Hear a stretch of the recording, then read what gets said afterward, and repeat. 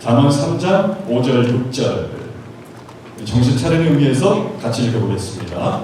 너는 마음을 다하여 여호와를 신뢰하고 내 명철을 의지하지 말라. 너는 범사의 그를 인정하라. 그리하면 내 길을 지도하시리라. 아멘. 자, 여러분 혹시 어릴 때부터 지금까지 여러분의 부모님께 인정받고 싶어서 열심히 공부하고 가지는 않았습니까? 또 학교의 선생님께 인정받고 싶어서 좀 더 모범적인 학생이 되려고 하는 노력을 했던 경우는 없었나요? 사실은 나는 모범적인 건 아닌데 내가 좋아하는 선생님이 있어요. 그래서 그 선생님 앞에서는 모범적인 학생이 되보려고 노력하지는 않았나요? 또 여러분의 친구들에게 인정받고 싶어서 친구들이 좋아하는 운동이나 게임이나 춤 등을 열정적으로 열심히 그렇게 연습하고 노력했던 경우는 없습니까? 목사님이 그런 적이 있었기 때문에 하는 얘기입니다. 사실 어른이나 아이나 모든 인생들은요, 어쩌면 그렇게 누군가에게 인정받기 위해서 애쓰면서 평생을 살아가는지도 모릅니다. 그리고 정말로 누군가가 나를 그렇게 인정을 해준다면 이상하게도 나에게 힘이 10배, 100배 이렇게 솟아나서 더 잘해내는 경우들을 우리는 경험하게 됩니다. 어린 아이가요, 어떤 물건을 여기에서 이것도 무거운 물건이에요. 무거운 물건을 여기에서 이쪽으로 옮겼다고 해보세요. 그러면 그것을 보는 부모님들이요, 어떤 반응을 보이는가 하면 아이고 잘한다 잘한다 잘한다 이렇습니다. 그럼 있잖아요, 어떤 일이 생기냐면 그 아이는요 또 합니다. 또 여기서 이쪽에 그것을 옮기고요, 또 여기서 이쪽으로 물건을 옮깁니다. 여러분 잘 모르시지만 나중에 어른이 돼서 아이를 낳거나 여러분의 조카를 보면 한번 해보세요. 똑같이 그렇게 반응을 보여요. 작년에 11월과 12월 중에 전 세계인들이 열광했던 월드컵 축구 축제가 있었습니다. 목사님도 축구를 참 좋아하는데요, 그때 대한민국 국민들은 특히나 모든 선수들을 응원했지만 특히나 세계적인 수준의 축구 선수라고 불려지는 손흥민 선수를 신뢰하고 의지하는 마음이 컸던 것 같습니다. 분명히 손흥민 선수가 골을 넣어줄 거야. 비록 부상이 있지만 저 선수의 능력이 뛰어난데 분명히 어떤 선수에게 도움이라도 줄 수 있을 거야 라는 그런 식의 신뢰하는 마음, 나아가서는 최고의 선수로 인정해주는 마음, 그런 마음이 우리 국민들에게 있었다는 것이죠. 그런데 정말로 대한민국이 포르투갈과 예선 마지막 경기를 할 때 손흥민 선수가 극적으로 결승골을 도움 주었잖아요. 보셨습니까? 그 정도로 누군가의 인정을 받는다는 것은요, 즐거운 일이고 우리 사람들로 하여금 놀라운 능력을 발휘하기도 하는 것이죠. 그런데요, 하나님도 마찬가지입니다.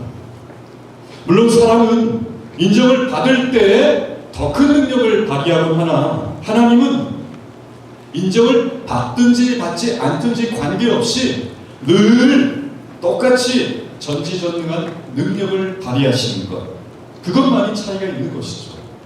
그러나 그럼에도 불구하고 하나님을 향한 사람의 인정에 하나님도 즐거워하신다는 것, 그건 분명히 사실입니다. 따라서 오늘 우리가 읽었었던 성경 본문 5절의 말씀처럼 인생이, 사람이 하나님을 온 마음을 다하여 신뢰하고 의지하면 하나님은 기뻐하십니다. 그리고 인생은 이 세상에서 자신이 받은 교육이나 중고대, 이런 우리가 학교에서 배우는 또는 직장에서 배우는 교육이나 훈련을 통하여 얻은 인간적인 지식이나 지혜를 자랑하는 교만함을 버려야만 합니다.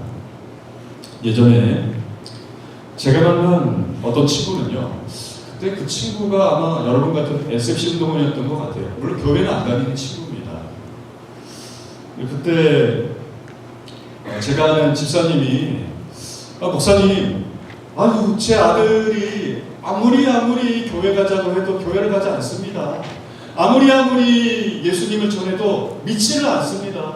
목사님이 좀 그 애를 좀 만나주시면 안 될까요? 이렇게 저한테 부탁을 하셔서 아 그래 집사님 그러면 한번 만나보겠습니다 하고 그 친구를 만났습니다. 그런데요, 그 친구는요, 저 공부를 열심히 하는 친구예요. 책을 많이 보는 친구거든요. 근데 그 친구가 자신이 읽은 책과 또 배운 내용을 근거로 해서 온갖 과학적인 지식들을 제게 말을 하는 겁니다. 그러면서 그러한 과학적인 지식에 의하면 보이지 않는 하나님을 믿는 것처럼 어리석은 것이 없다라고 저희 주장을 하는 겁니다. 목사님, 저희 어머님이 자꾸 저보고 예수님 믿으라는데 하나님 믿으라는데 어리석은 것이라는 거예요. 자신의 배운 과학적 지식에 의하면 그것은 어리석은 것이다 라고 얘기를 하는 겁니다. 확실하게 눈에 보이는 것, 분명히 증명이 되는 것들만을 믿어야지 불확실하고 보이지 않는 하나님을 믿는 것, 앞으로 미래에 있을지 없을지도 모를 예수님의 재림을 믿는 것, 예수님이 오신다 그랬잖아요. 그 재림을 믿는 것, 정말 그러한 것이 있을 것이라고는 상상하기도 힘든 천국의 존재에 대해서 믿는다는 것, 너무나도 잘못된 것이라는 주장을 하는 겁니다. 그때 제가 2시간 정도 얘기를 했나 싶습니다. 물론 제가 이야기도 했지만 그 친구의 이야기를 많이 들었죠. 그 친구가 어떤 마음을 가지고 있는지 몰라서 많이 들었습니다만 2시간 대화를 한 것 같아요. 이런 식의 대화를 한 겁니다. 그러나 여러분, 인생은요, 자신이 배운 그러한 조그만 지식이 이 온 세상에 대해서, 온 우주에 대해서, 하나님에 대해서 쉽게 말하고 판단할 수 있다라고 하는 그런 지식의 교만함을 버려야 하는 겁니다. 또한 내가 배운 것들만으로도 내 인생을 얼마든지 잘 살아갈 수 있다라고 하는 자신만만함도 내려놓아야만 합니다. 여러분들도 이제 중고등학생, 대학생 됐으면 그래도 여러분도 이제는 인생을 좀 압니다. 저도 알 거는 압니다. 그렇게 이야기를 하시나요? 그렇기 때문에 나는 엄마 아빠의 도움을 받지 않아도 내 힘으로 살아갈 수 있어요. 이렇게 생각하는 친구들이 있나요? 여러분, 내가 배운 것들만으로 내 인생을 과연 살아갈 수 있을까? 쉽지 않습니다. 우리 같은 작은 자가요, 이 세상에서 내게 몰려오는 폭풍우와 파도 같은 그런 엄청난 것들을 우리 힘만으로 잘 헤쳐나갈 수 있다고 하는 것, 그것을 자신하는 것, 그것은 정말로 어리석다라는 것을 우리는 깨달아야만 합니다. 아까 전에 제가 마스크 얘기했잖아요.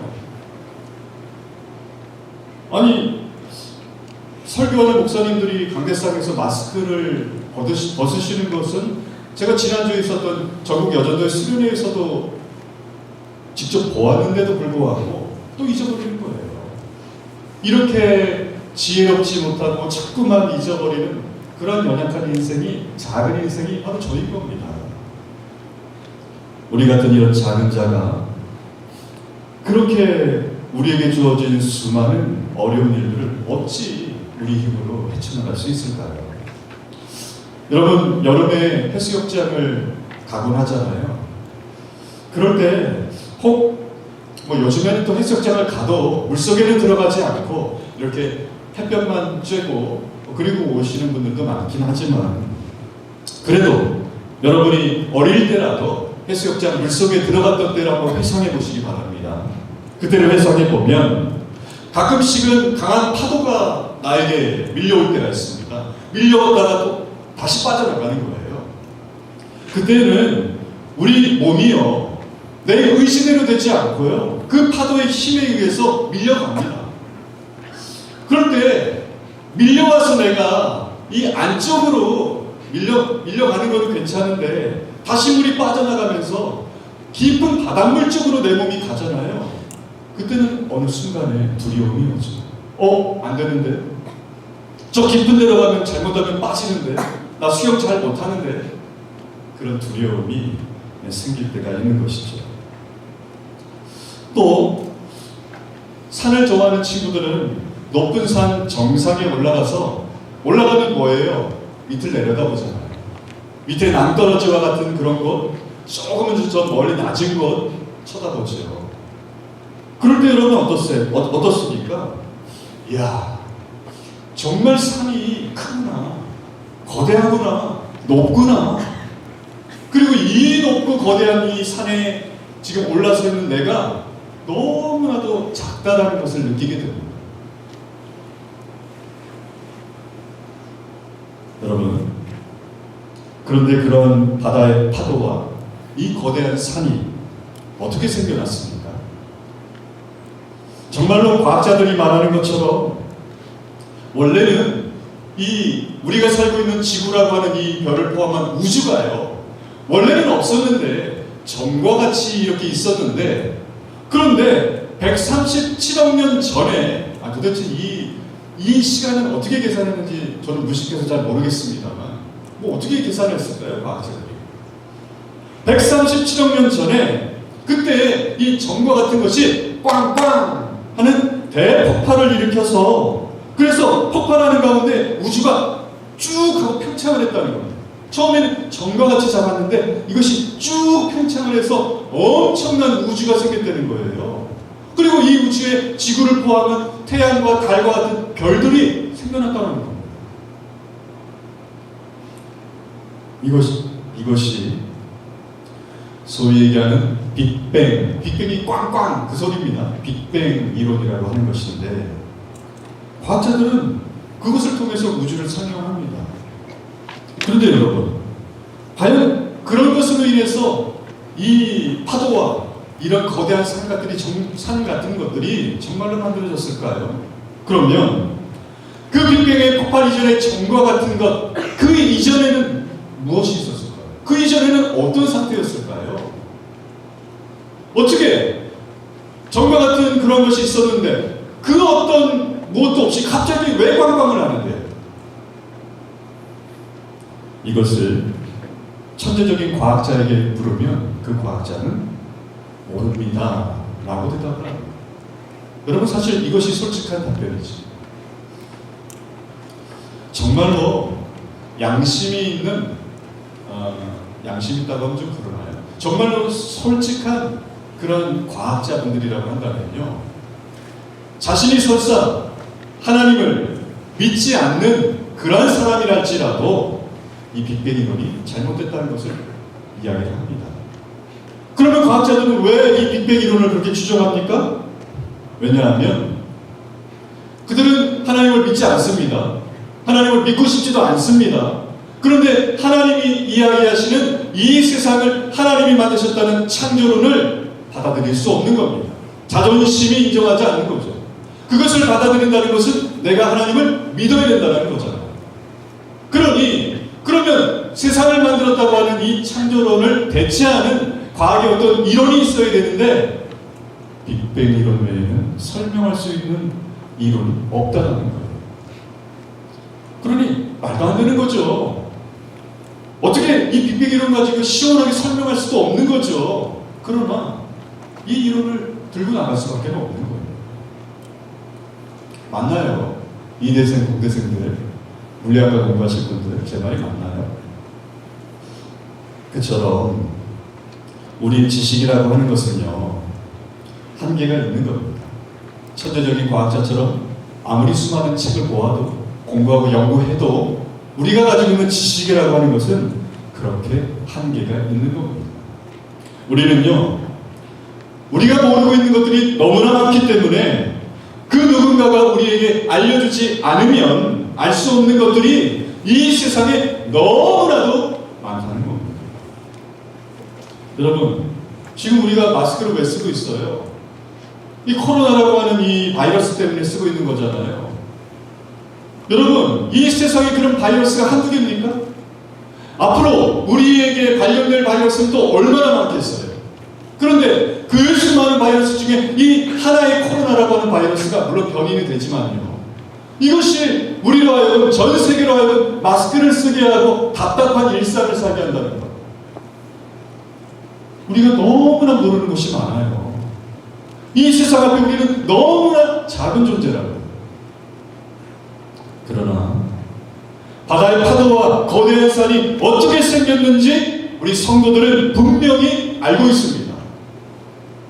하나님이 성경을 통하여서 우리에게 알려주셨기 때문에 이 세상은 하나님이 만드셨음을 우리는 알고 있다라고요. 과학자들이 믿든지 말든지 관계없이 말이죠. 따라서 우리 인생은요, 오늘 성경 본문 6절에 있는 그런 말씀처럼 범사의 모든 것들에 있어서 우리 모든 크고 작은 일들에 있어서 늘 하나님을 인정해야만 합니다. 손흥민 선수처럼 정말로 하나님이 그러한 분이시구나, 하나님은 특별한 분이시구나 인정해야만 합니다. 그 하나님이 이 세상을 분명히 만드셨고 우리를 죄에서 건져내어 지옥이 아닌 천국으로 인도하실 분이라고 하는 것을 인정해야만 합니다. 여러분, 우리의 삶에 얼마나 많은 문제가 있습니까?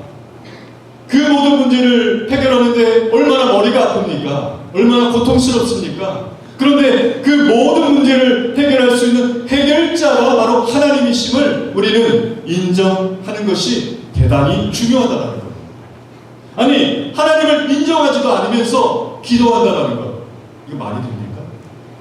여러분, 이제 조금 있다가 저와 함께 기도할 건데요.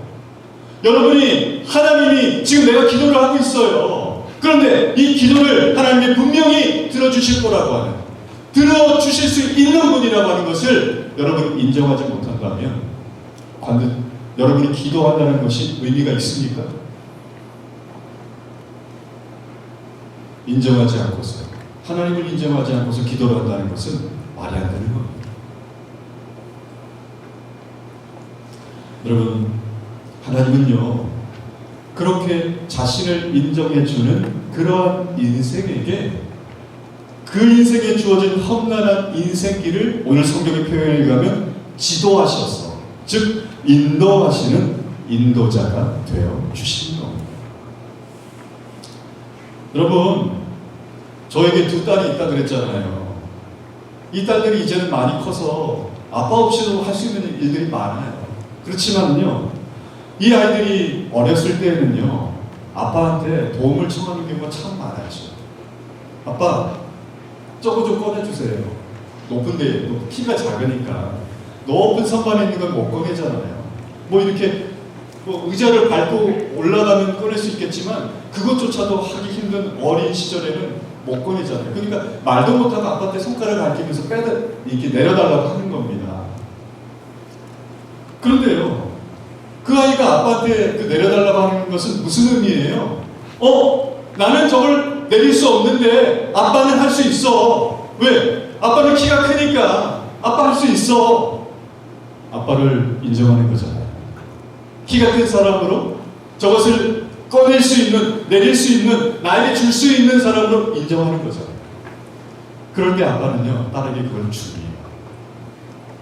그런데요, 만약에 딸이요, 이제 말을 좀 잘하게 됐을 때, 아빠, 내가 이것을 가지고 싶은데, 그런데 아빠가 그걸 나한테 줄 수 있을까, 없을까? 아빠 줄 수 없을 것 같은데. 자, 그러면 아빠가 과연 그 딸에게 주고 싶을까요? 줄까요?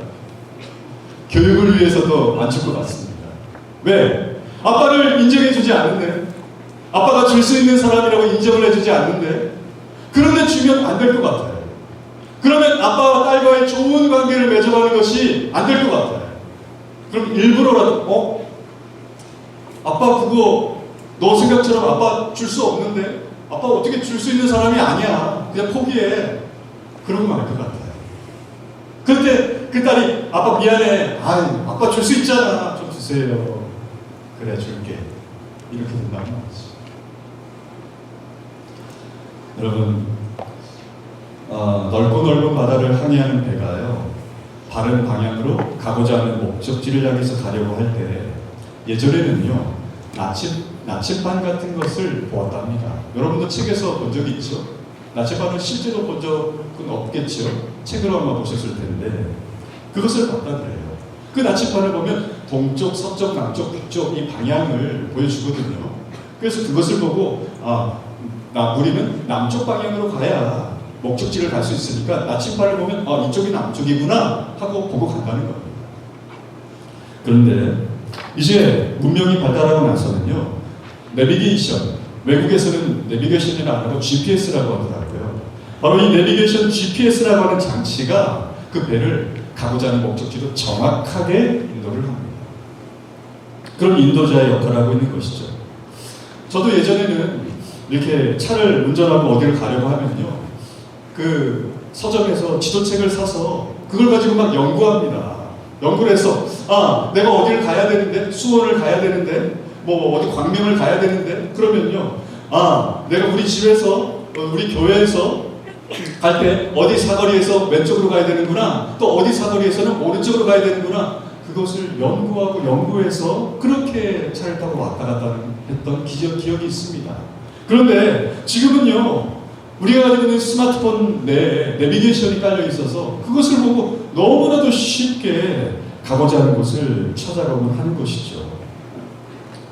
그와 같이 우리 인생에서 온갖 어려운 일들이 우리를 분명히 기다리고 있지만, 그럼 또 그 사실이 때로는 우리를 두렵게 하기도 하지만, 여러분에게도 그런 마음이 조금 있죠? 특히나 우리 대학교 SFC 운동원들은 그런 마음이 더 클 거예요. 왜냐하면 지금 대학 입시라고 하는 그런 관문을 넘어섰는데, 우리 중고등부 친구들한테는 그것이 아주 큰 관문이잖아요. 그런데 그 관문을 넘어섰지만 이제는 대학교에서 정말로 자유를 누리면서 내가 일어나고 싶을 때 일어나고 또 자고 싶으면 자고 또 자기가 그리 하지만은, 그러나 또 제2의 관문을 향해서 나아가기 때문에 내가 하고 싶은 어떤 일을 하기 위해서 가야 되는데 불안함이 있죠. 경쟁은 치열하고 내가 과연 이 일을 할 수 있을까? 이것을 해야 되는데, 하고 싶은데 하는 미래에 대한 두려움과 불안함이 있죠. 그런데 아무리 그러한 것들이 여러분을 기다리고 있다 할지라도 우리 인도자이신 하나님이요 내비게이션처럼 왼쪽으로 가라, 오른쪽으로 가라, 그렇게 인도를 해주신다면 분명 여러분은 헤쳐나갈 수 있는 겁니다. 아멘 안 하나요? 특히 대학 운동원들은 아멘 해야 되는데. 자, 여러분 이제 마지막 한 가지 이야기를 하고 마칠까 합니다. 여러분은 한국 최초의 장로교 선교사이신 언더우드 선교사님을 아시나요? 들어보셨죠? 언더우드 선교사님은요, 여러분 이 이야기도 이미 목사님 설교를 통해서 들은 친구들도 있을 수 있습니다만, 그렇지 않은 친구를 위해서 말씀을 드리면, 언더우드 선교사님이요 본래 대한민국의 선교를 오려고 했던 것이 아니라 인도라고 하는 나라로 가고자 했답니다. 그런데 그런 가운데 이 대한민국이라고 하는 곳에 전도의 문이 열렸다고 하는 소식을 듣고 워낙 선교에 관심이 있었던 선교사님이었기 때문에, 나는 인도에 갈 건데 저 대한민국, 한국이라는 곳에는 내 친구들 중에 과연 어떤 친구가 갈까? 내가 아는 분들 중에 어떤 분이 과연 갈까? 궁금했습니다. 그런데 아무리 주변을 둘러보아도 대한민국을 간다고 하는 선교사를 보지 못한 겁니다. 그런 중에 언더우드 선교사님의 심령, 그 마음 가운데에 어떤 음성이 들려왔습니다. 그것은 왜 내가 가지 않느냐 하는 그런 음성이었습니다. 우리가 때로는 잘못된 음성을 듣는 그런 경우들도 있어서 조심할 필요도 있긴 합니다만, 아직 여러분들 가운데는 그런 음성을 듣지 못한 친구들이 많이 있을 수 있어요. 그런데 여러분들이 앞으로 신앙생활을 열심히 하다 보면요, 어느 순간에 여러분의 부모님들처럼 선배들처럼 그런 음성을 듣는 경우도 있어요.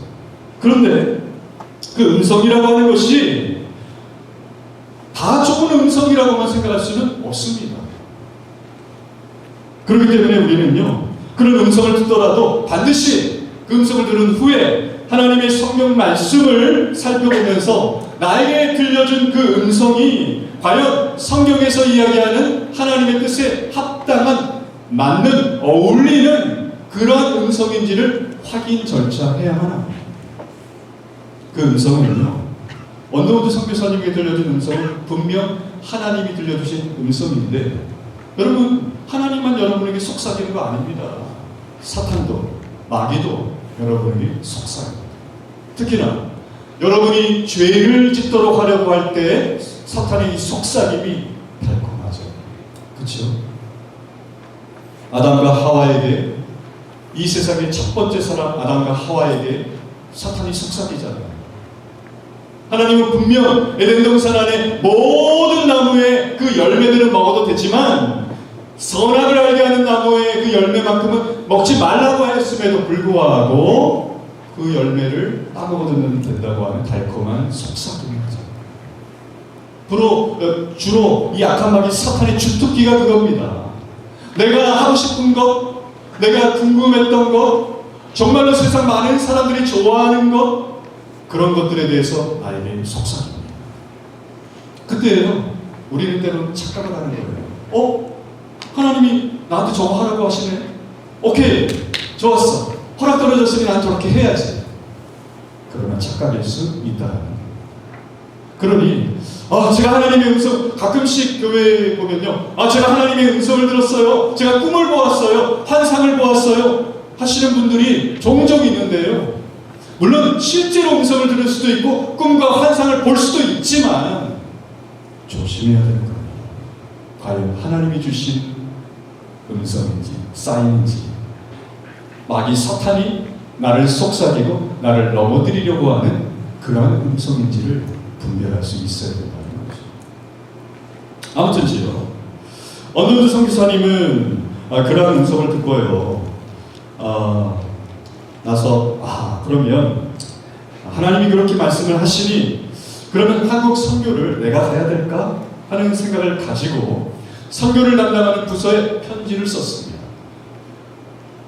한국에 선교의 문이 열렸다고 하는데 제가 한국 선교사로 가겠습니다 하고 지원의 편지를 보냈습니다. 그런데 답장이 오기를, 불행하게도 지금 선교를 위해서 도와줄 수 있는 돈이 없기 때문에, 지원할 수 있는 선교비가 없기 때문에 지금은 한국에 선교사를 보내기 어렵습니다 라는 연락이 왔던 거예요. 원더우드 선교사님이 그런 선교비를 자기 스스로 감당할 수 있을 정도로 돈이 많았던 것도 아니고 선교부서의 도움을 받아야 되는데 선교비가 없다고 하니 어찌합니까? 갈 수가 없었던 것이죠. 그런데 공교롭게도 그때 미국 뉴욕에 있는 어떤 교회에서 원더우드 선교사님을 담임 목사님으로 초청하는 그러한 초청의 편지가 왔던 겁니다. 그래서 그는 한국에 가는 길이 이렇게 막히고 또 맨 처음에 인도를 가려고 했는데도 그 일도 잘 안 되고 뉴욕에서는 나를 담임 목사님으로 초청을 하니 이것이 하나님 뜻인가 보구나. 우리 그런 식으로 생각하는 경우 많잖아요. 그렇죠? 이것이 하나님의 뜻이구나 하고 그곳으로 가려고 결정을 했답니다. 그래서 뉴욕의 그 교회에 그럼 제가 가겠습니다 라고 하는 승낙의 편지를 써서 우체통에 넣으려고 가는데 그때 또 음성이 들렸습니다. 한국은 어떻게 하려고 하느냐. 여러분, 그런 음성을 들었을 때 선교사님은 확신했습니다. 하나님이 2번씩이나 내게 이런 음성을 하는 것은 한국에 반드시 가야 된다는 거구나.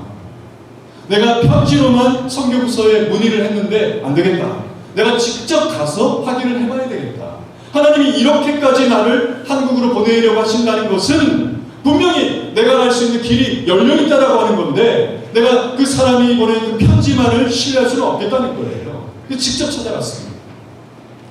그랬더니 바로 그 선교를 담당하는 총무님이 하는 말이, 아이고 잘 오셨습니다. 사실 당신이 한국 선교사 지원하는 편지를 받고 답장을 했을 때만 하더라도 분명히 선교비가 없었는데 며칠 전에 어떤 분이 한국을 위해서 써달라고 선교비 6,000달러를 보내오셨습니다. 그러니 자, 이뭐 많은 금액은 아니지만 선교를 위해서 쓸 수 있는 자금이 마련되었으니 당신이 한국 선교사로 가주세요. 이렇게 이야기를 했답니다. 여러분, 기적과도 같은 이야기 아닙니까? 그러나 여러분, 이것이 저와 여러분의 일상 속에서 이루어질 수 있는 그러한 이야기입니다. 하나님은 언더우드 선교사님에게만 음성을 들려주나요? 하나님은 저와 여러분에게도 여러분이 무엇을 해야 될지, 어떻게 해야 될지, 이 어려움을 어찌 헤쳐나가야 될지 하나님은 알려주시는 인도자시라는 겁니다. 여러분이 참으로 하나님과 깊은 기도의 교제를 나누고 그렇게 신앙생활을 해나갈 때에요, 그때 여러분은요, 어린 사무엘에게 하나님이 음성을 들려주셨던 것처럼, 언더우드 선교사님에게 음성을 들려주셨던 것처럼, 여러분이 기도하는 중에 또는 여러분이 성경을 읽는 중에 여러분이 어디로 어떻게 나아가야 될지를 인도하시는 인생의 인도자가 되어주신다는 것을 반드시 믿으시고 그러한 인생의 항해를 해나가시는 우리